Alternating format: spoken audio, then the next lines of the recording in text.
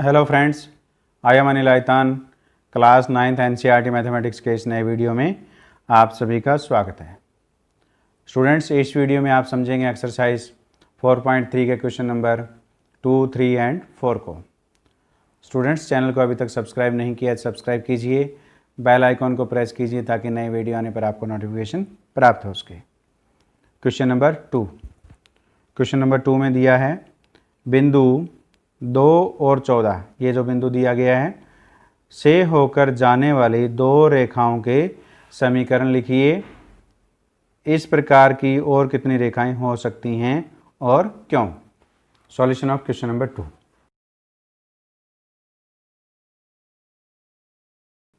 बिंदु 2 और 14 से होकर जाने वाली रेखाओं के समीकरण। तो यहाँ x बराबर कितना दे रखा है?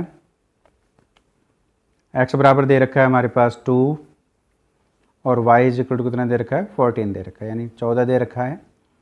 तो इन दोनों को जोड़ दीजिए, तो x प्लस वाई बराबर 2 प्लस 14। तो क्या आ गया? x प्लस वाई बराबर कितना आ गया? 16। तो ये एक समीकरण हमें प्राप्त हुआ। इस समीकरण से जो आलेख बनेगा वो रेखा 2 और 14 बिंदु से होकर गुजरेगी। अब हम x माइनस वाई कर देते हैं, तो कितना आएगा? 2 माइनस 14, तो ये कितना आ गया? -12। तो x minus y is equal to -12। ये हमारे पास कौन सा आ गया? दूसरा समीकरण आ गया।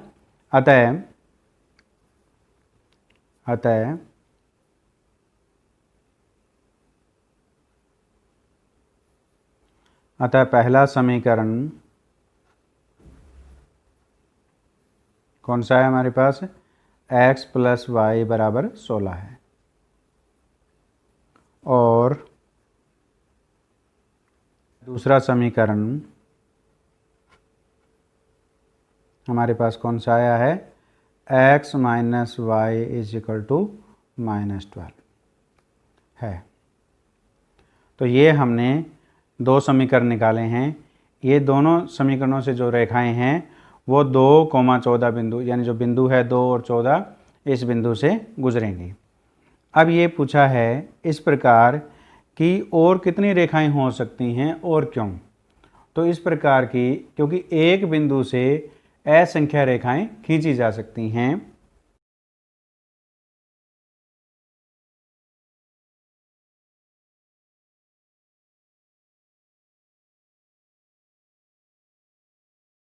जानते हैं कि एक बिंदु से असंख्य रेखाएं खींची जा सकती हैं।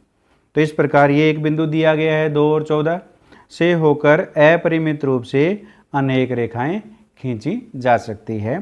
ये क्वेश्चन में पूछा था कि कितनी रेखाएं खींची जा सकती है? अपरिमित रूप से अनेक रेखाएं खींची जा सकती हैं। और वो क्यों खींची जा सकती हैं? क्योंकि एक बिंदु से असंख्य रेखाएं खींची जा सकती हैं। इस प्रकार बिंदु 2 और 14 से होकर जाने वाली अपरिमित रूप से अनेक रेखाएं खींची जा सकती हैं। इस प्रकार हमने क्वेश्चन नंबर 2 को हल किया। अब हम क्वेश्चन नंबर 3 को हल करते हैं।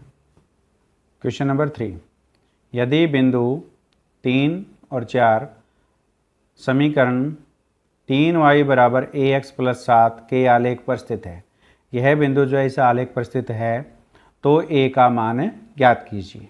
तो हमने a का मान ज्ञात करना है। Solution of question number 3। तो हमारे पास दिया गया समीकरण क्या है? दिया गया समीकरण है,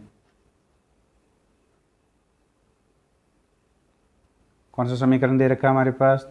3y is equal to ax plus 7।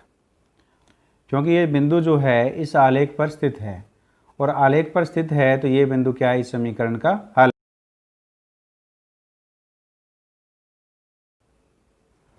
क्योंकि बिंदु 3 और 4 जो है समीकरण, ये जो समीकरण 1 है कि आलेख पर स्थित है, ये क्या है? दिया हुआ है। तो ये जो बिंदु है, इस बिंदु में x बराबर 3 और y बराबर क्या है? 4 है। इस समीकरण को संतुष्ट करेंगे, यानी ये इस समीकरण के हल हैं। तो ये मान हम इस समीकरण में रख देते हैं। तो इस प्रकार 3y is equal to ax plus 7। तो इसमें हम y बराबर कितना है हमारे पास 4 है, तो वो रख देते हैं 4 और a इंटू एक्स, एक्स बराबर कितना है हमारे पास 3 है, बिंदु में 3 रख देते हैं, क्योंकि ये जो है इस समीकरण का हल है। तो 3 को 4 से मल्टीप्लाई करेंगे तो हमारे पास कितना आ जाएगा 12, इधर कितना आ गया 3a प्लस 7। तो इसको हम ऐसे लिख सकते हैं 3a is equal to 12 minus 7। तो इसको इधर लेंगे -7 हो जाएगा।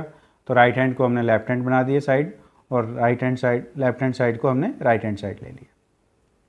तो ये हमारे पास 3a is equal to 12 minus 7 कितना हो गया 5। तो a इज इक्वल टू कितना आ गया 5/3। तो अतः a बराबर कितना है 5/3 है।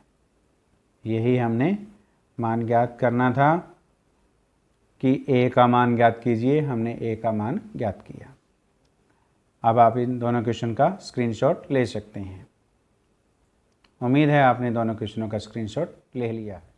अब हम क्वेश्चन नंबर 4 कॉल करते हैं। क्वेश्चन नंबर 4, एक नगर में टैक्सी का किराया निम्नलिखित है। पहले किलोमीटर का किराया 8 रुपये है और उसके बाद की दूरी के लिए प्रति किलोमीटर का किराया 5 रुपये है।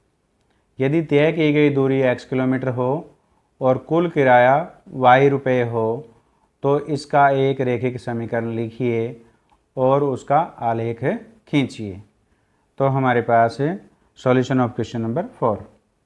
तो तय की गई कुल दूरी कितनी है x किलोमीटर है। तो तय की गई कुल दूरी कितनी दे रखी है x किलोमीटर, और कुल किराया कितना है y रुपये दिया हुआ है। कुल किराया कितना है y रुपये दिया हुआ है। तो पहले किलोमीटर का किराया कितना है 8 रुपये है। तो पहले किलोमीटर का किराया, पहले किलोमीटर का किराया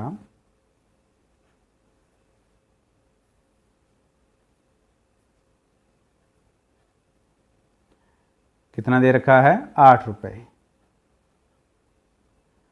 और शेष दूरी जो है 1 किलोमीटर के बाद जो किराया है वो कितना है 5 रुपये प्रति किलोमीटर है। तो शेष दूरी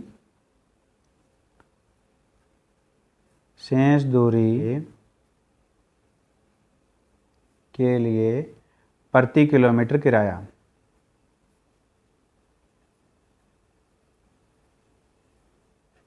मीटर किराया कितना दिया हुआ है 5 रुपये। ये पहले किलोमीटर पर तो 8 रुपये लगने हैं, उसके बाद जितने किलोमीटर आप दूरी तय करेंगे प्रति किलोमीटर आपको 5 रुपये किराया देना होगा। कुल किराया हमारे को कितना दिया गया है y दिया गया है अकॉर्डिंग टू कंडीशन, यानी प्रश्नानुसार क्या दिया है, कुल किराया कितना दे रखा है y रुपये दे रखा है। तो y बराबर किसका होगा, पहले किलोमीटर के लिए कितना किराया है 8 रुपये, और तय कितनी दूरी की गई है x किलोमीटर तय की गई है कुल दूरी। तो 1 किलोमीटर का किराया तो 8 रुपये आ गया। अब जो शेष दूरी है वो कितनी बच गई -1, और ये जो दूरी है इसका किराया कितना है शेष दूरी के लिए प्रति किलोमीटर किराया कितना है 5 रुपये। तो इसको 5 से गुणा कर दीजिए तो ये कितना आ गया कुल किराया आ गया। Employees y is equal to कितना आएगा 8 प्लस 5 की x से 5x माइनस 5। तो y इज इक्वल टू कितना आ गया a is equal to 8 minus 5 कितना हो गया 3। तो इसको ऐसे लिखेंगे 5x प्लस 3। ये हमारे पास समीकरण आ गया। तो ये जो दी गई कंडीशन थी उसका हमने समीकरण निकाला। अब हमने इसका आलेख खींचना है। जो हमें समीकरण प्राप्त हुआ है, अब हम इस सारणी के मान इस समीकरण से ज्ञात करते हैं। यदि x बराबर 1 है तो y बराबर कितना आएगा हमारे पास, y बराबर कितना है 5x, तो x का हमने मान कितना रखा 1 + 3, तो कितना हो गया ये हमारे पास 5 × 1 कितना हो गया 5 + 3, तो इजिकल टू कितना आ गया 8 आ गया। तो x इजिकल टू 1 पे y का मान कितना है 8 है। तो इसी प्रकार x इजिकल टू यदि 2 किलोमीटर हो, यानी 2 किलोमीटर हम यात्रा करें, तो कुल किराया यानी y कितना आ जाएगा 5 × 2, क्योंकि x की जगह हम 2 रख रहे हैं +3, तो 5 को 2 से मल्टीप्लाई करेंगे 10 + 3 कितना आ गया 13, तो x इजिकल टू 2 हो तो y इजिकल टू कितना है 13 है।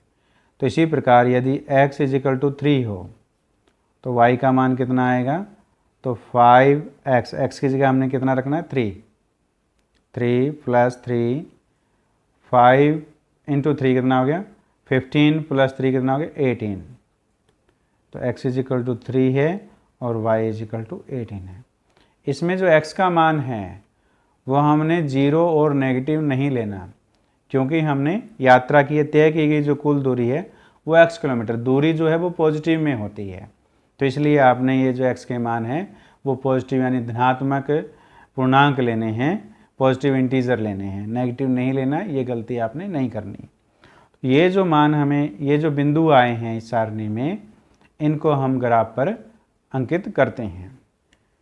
ये ग्राफ पर ये x एक्सिस है और ये y एक्सिस है। तो x एक्स पर जो हमने पैमाने यानी स्केल लिया है वो 10 मात्रक बराबर कितना लिया है, एक एकक लिया है। तो ये 0 से लेकर के 1 तक क्या है 10 मात्रक, यानी 10 बॉक्सेस बने हुए हैं, लाइनें हैं ये छोटी छोटी, तो इनका मान हमने कितना माना है 1 माना है। और y अक्ष पर 10 मात्रक बराबर कितना माना है 5 एकक माना है। तो ये हमारे पास ये 10 छोटी छोटी लाइनें हैं, इनको हमने 10 मात्रक जो हैं इनके मान हमने कितना माना है 5 एकक माना है। तो अब ये जो मान आए हैं इन बिंदुओं को हम ग्राफ पर अंकित करते हैं। तो x बराबर कितना है 1, तो ये 1 हो गया। तो y इजिकल टू कितना है 8, तो ये 5 है। तो 5 के बाद 8, 5 के बाद कितना चाहिए हमें 3, तो 3 के लिए 10 मात्रक के लिए 5 एकक हैं, तो 1 एकक के लिए कितने हो जाएंगे 2 मात्रक हो जाएंगे, तो हमें 8 चाहिए। तो यहाँ तक 5 आगे, तो आगे 3 और चाहिए, तो हमें कितना चाहिए 6 और चाहिए, तो ये 5 और ये 6। तो ये जो बिंदु आएगा वो कौन सा बिंदु होगा, वो होगा हमारे पास 1,8, ये हमारे पास होगा। अब x का मान कितना है 2 और y का मान कितना है 13, तो x का मान 2 है और y का मान 13, ये 10 आ गया। 10 के बाद हमें 3 एकक चाहिए, तो 3 एकक के लिए हमें 6 मात्रक चाहिए, यानी 6 लाइनें चाहिए छोटी छोटी, तो ये होगी 5 और ये होगी हमारे पास 6।